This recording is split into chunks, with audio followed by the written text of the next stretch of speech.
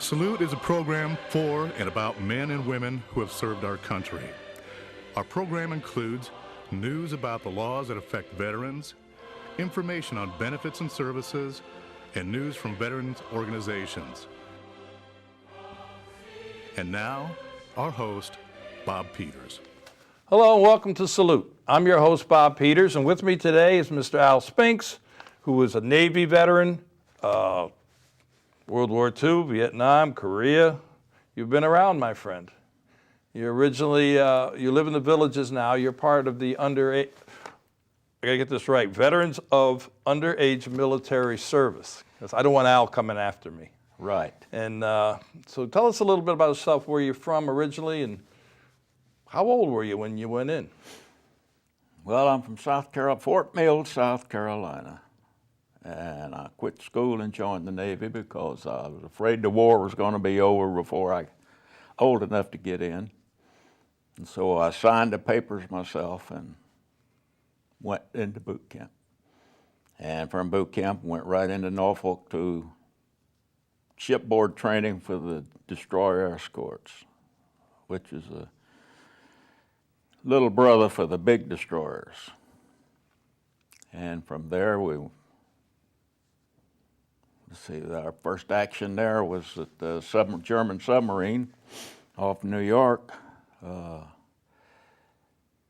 And from there, we went on to Pacific and joined up with the Pacific Fleet and made every invasion through Japan.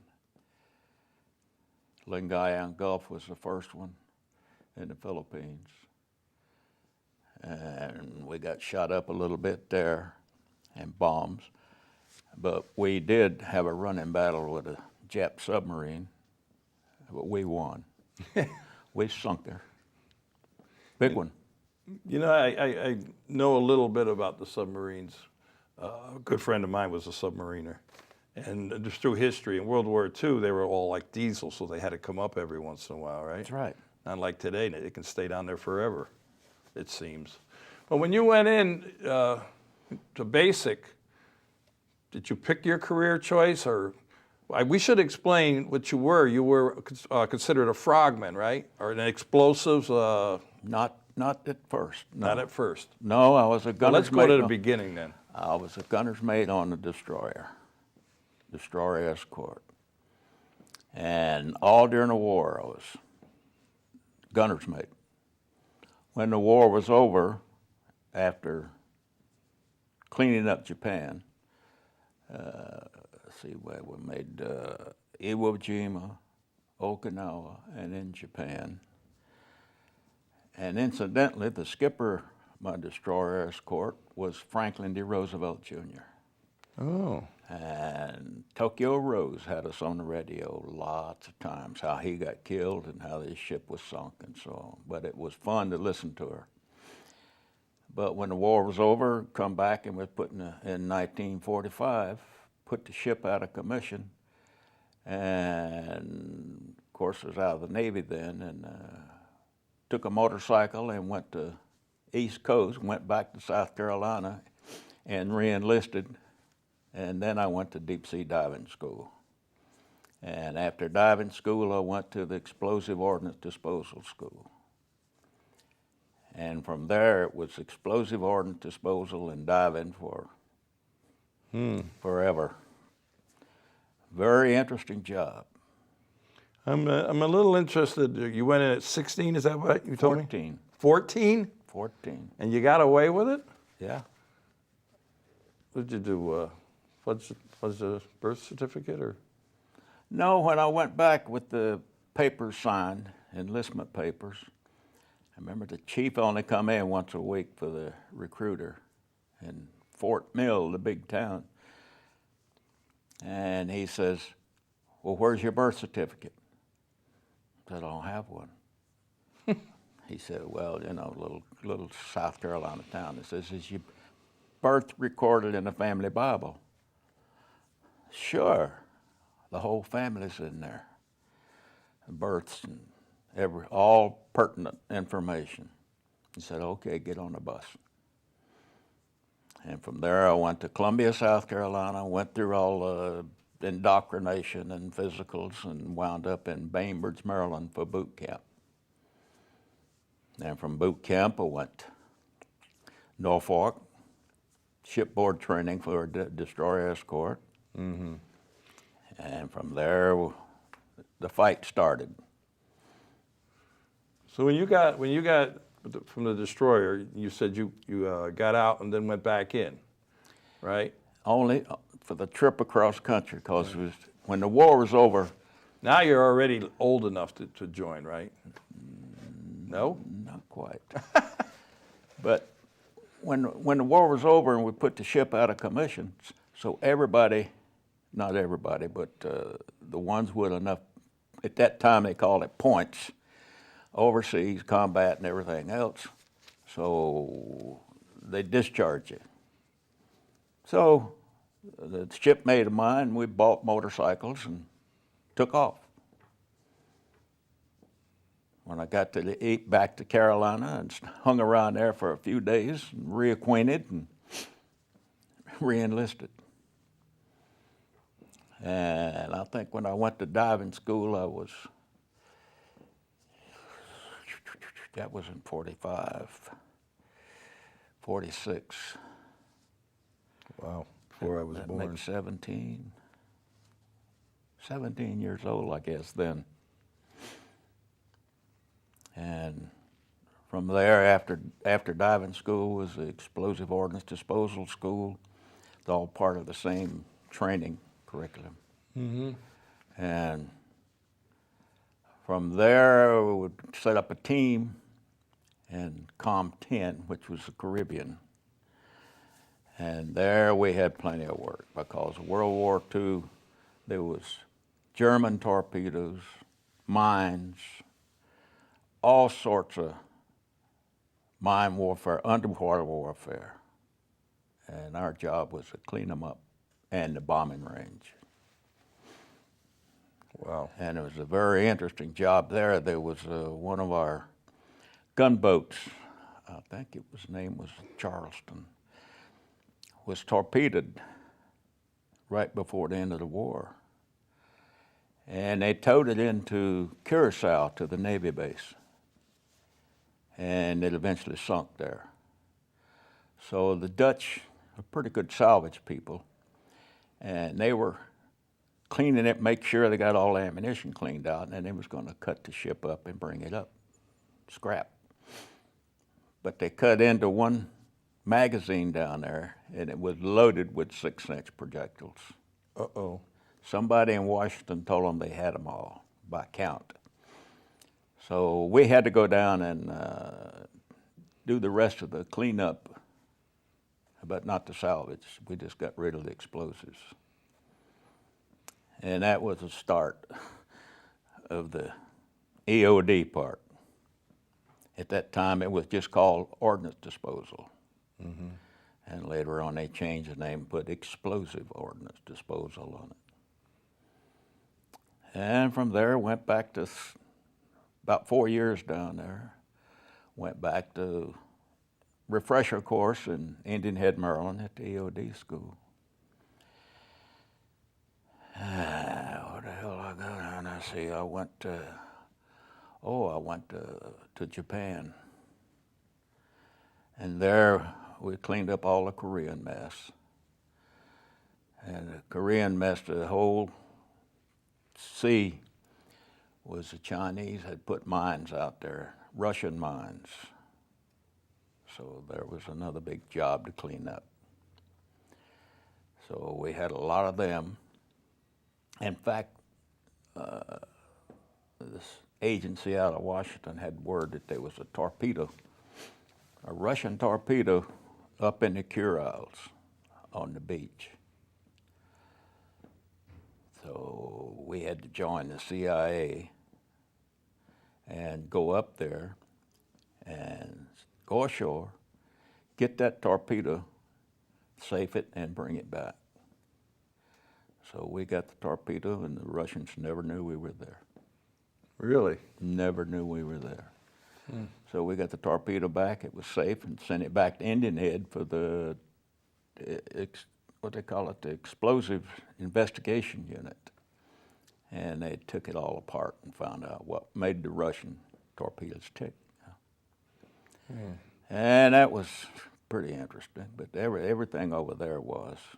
And then we got the word that the Japanese had dumped 200 mustard gas bombs right outside the Yokosuka Naval Base. Wow. And mustard, when it comes out, it's a liquid, yellow stinking liquid. And some of it had washed ashore, and it washed into the Japanese Navy academy sort. And kids, the young guys down there happened to be on the beach, and they got burned all to hell with the mustard. So we went out to investigate, and we found them, scattered all over the place. And some of them were busted open. Every time you pick them up, the mustard would come out. This heavy liquid. You had to have some kind of protective clothing, right? That's when we went to the hard hat. Okay. The full diving suit at that time was a Mark V helmet and full rubberized suit. And we picked up over 200 bombs. We had to can them on the bottom. So, because two of our people had already got burned with them, and we picked them up first. So we decided we got to get some stainless steel cans made with sealing tops on them. And we jugged them cans all over the bottom. Every time we'd find a bomb, we'd have to scoot it into the can, put the lid on it, and tighten it down. So we did that, and we did that. Boy, that took a while. But one of the first times down there, this crazy lieutenant had already got burned with the mustard gas. I was a first-class gunner's mate still then. And I rolled one bomb over, and the whole bottom just opened up, rusted, and mustard just go. And I called him on the radio, and I said, this bomb has come apart. The whole sides have eroded, and all the mustard's leaking out. I said, what do you want me to do with it? And he was a real smart aleck. He says, repeat slowly after me. Our Father who art in heaven, I say. That was comforting, yeah. Yeah, So. You were hoping for a little more direction, yeah. Right. So I canned that one, and we did all the rest of them. We canned them, and it was over 200. And we took them out to sea, and deep water, they're probably washing up somewhere now, some mustard, and 3,000 fathoms of water, and that's pretty deep. And these were all filled with salt water, so there was no pressure acting on them, no air bubbles. And that's where we left them. Wow. Why don't you show us your plaque here, and then after that, you were wound up in Vietnam too, right? Yeah, but before that I went to Cuba.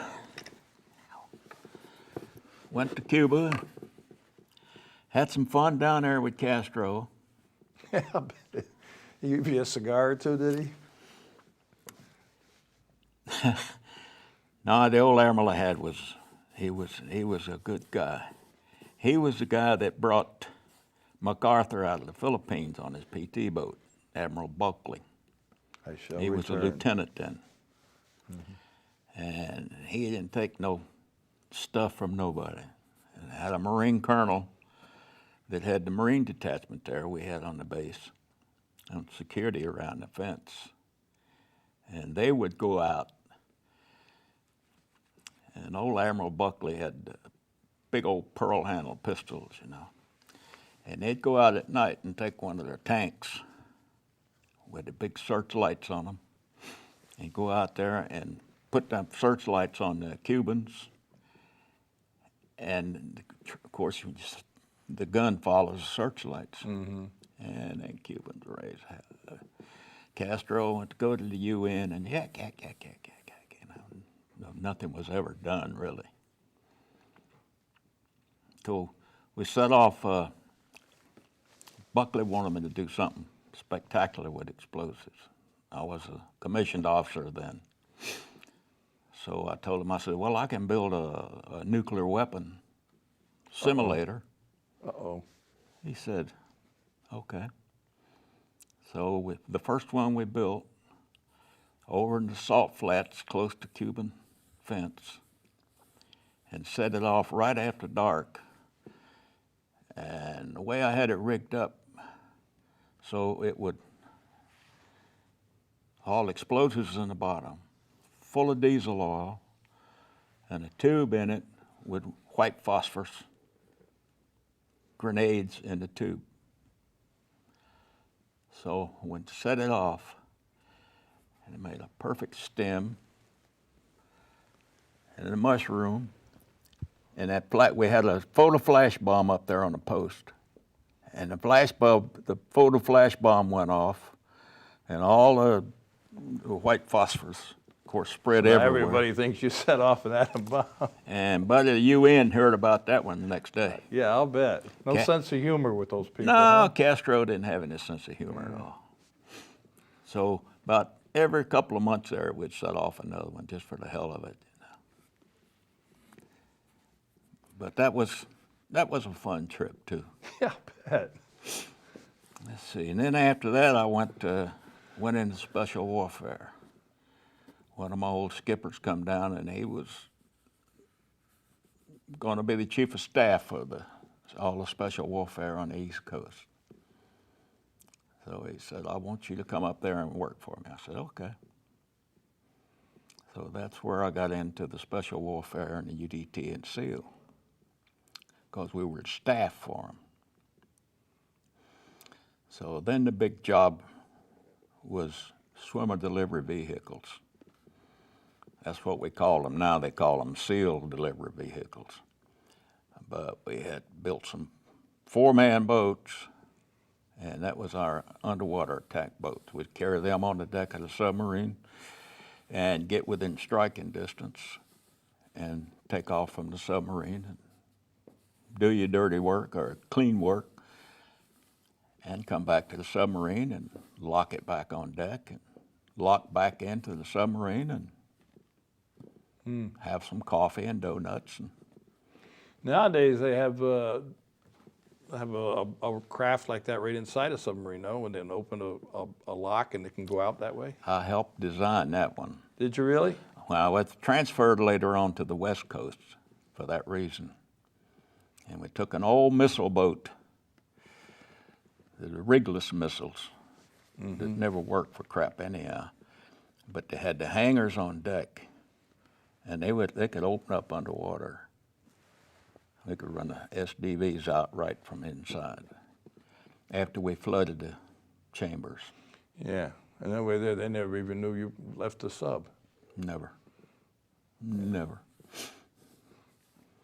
So that was a feat. Yeah. But then and I was retired after that trip into Vietnam, and I stayed over there for about a year and a half, because I was on the submarine part of that time. And we were just had a SEAL team on there. And finished up there's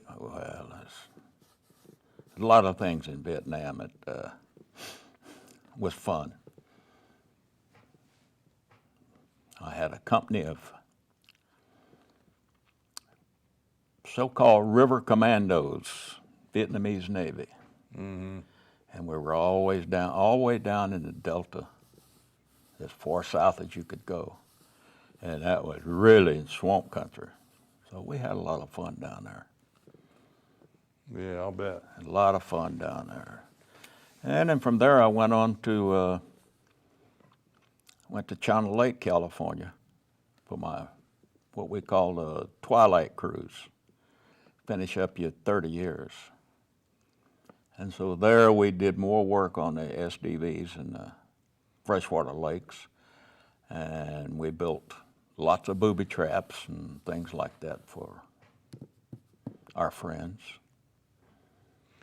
This is quite the plaque, and for the people watching at home, this goes from 1943 when you first went in. It chronicles all the history of all your deployments and your awards and everything, and there's quite a few of them on there.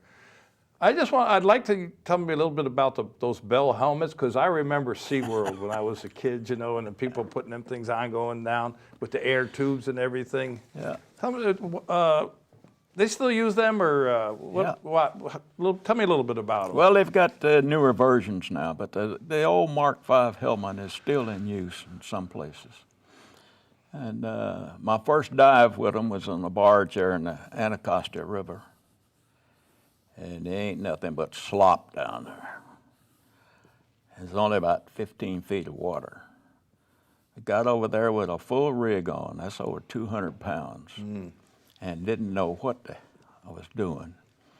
And I went down in that mud, and they kept telling me, this old chief up there kept saying, "Get out of there and move."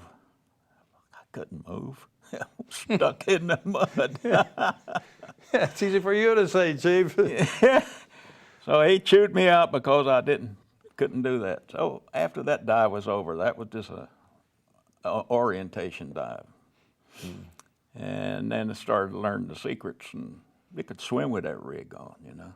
Really? Yeah, you could put air in it, it could just come up or go down. It was a nice diving rig. But it was basically for deep diving, right? Or what would be the difference between the tanks, having the tanks on the, you know, and going down and that? You could go down and work for a long time with that rig on. Or scuba gear, you can't do that. They got new scuba out with mixed gas and so on now. But scuba gear, you're limited to your time. And with the hard hat, the deep sea diving rig, you could spend a lot of work time on the bottom and salvage or searching or whatever you need to do. And you was protected from all the things on the bottom. Yeah. Do you have any visitors, like sharks visiting you? Or? Oh, yeah, sharks, and barracuda. They don't bother you. No. Nah. Never have. So after you completed your 30 years, you went in, you said at 14? So you were only like 47 when you got out? 44 44. when I retired. Oh, that's right, 30 years, that's 44, yeah. Yeah. 44 years old with 30 in the service. Wow, that's amazing. And I went right into the work for an old Commodore, had a diving company down in New Orleans. So I went to work for him, the diving company. And I did that for a while, and then I got in another part of that was the explosive part. And from there, we had contracts all over, cleaning up World War II stuff and Vietnam stuff. Anywhere there was explosives left, and it was left everywhere. And we cleaned up. We go clean up the different areas. We had to search and find the stuff. And some of it buried in the ground. And Did you ever go for go looking for a ship or anything like that? You know, where you had to go on a sunken ship? yeah.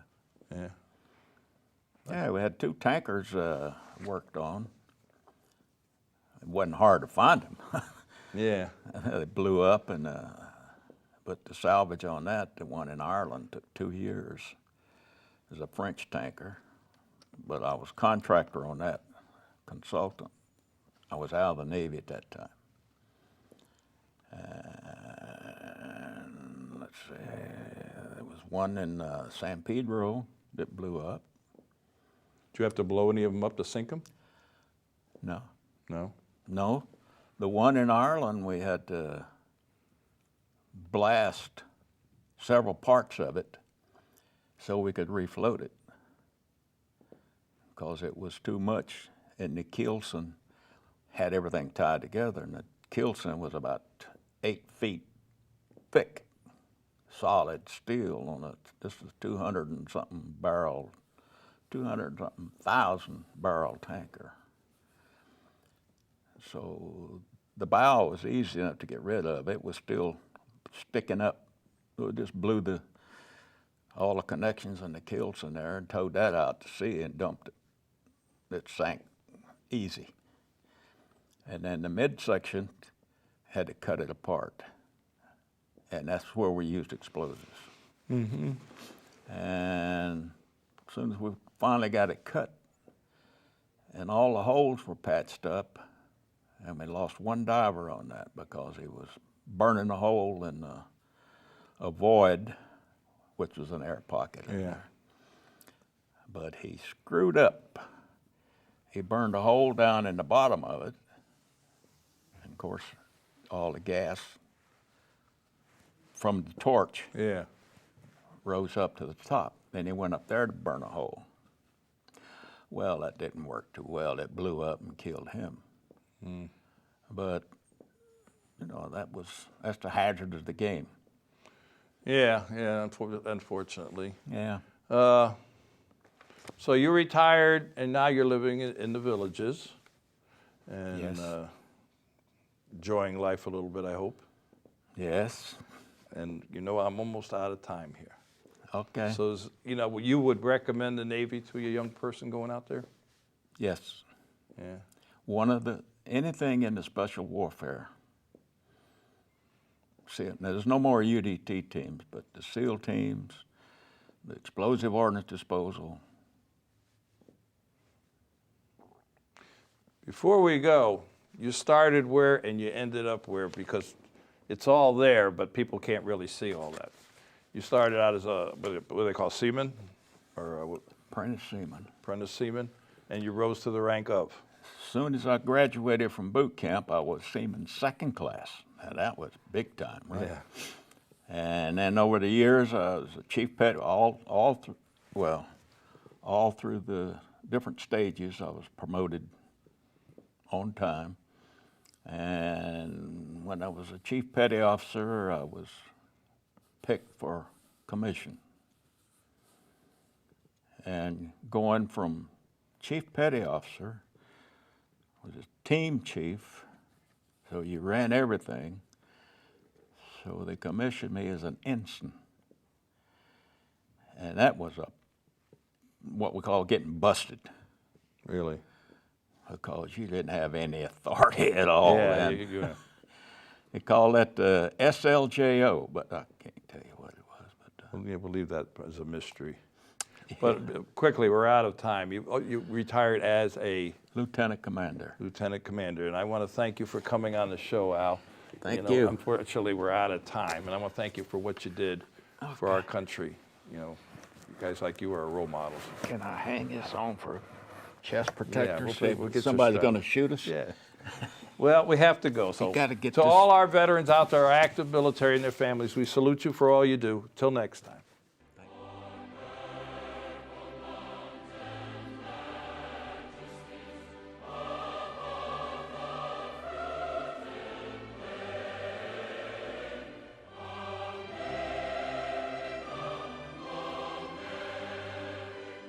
We are now entering our third year salute here at Lakefront TV. We've had many great guests and veterans organizations share their stories with us. We'd like to hear from you too. If you're a veteran or veterans organization, Lake Sumter counties, please give us a call. Lakefront TV can be seen all over Lake County and the villages and worldwide at lakefronttv.com.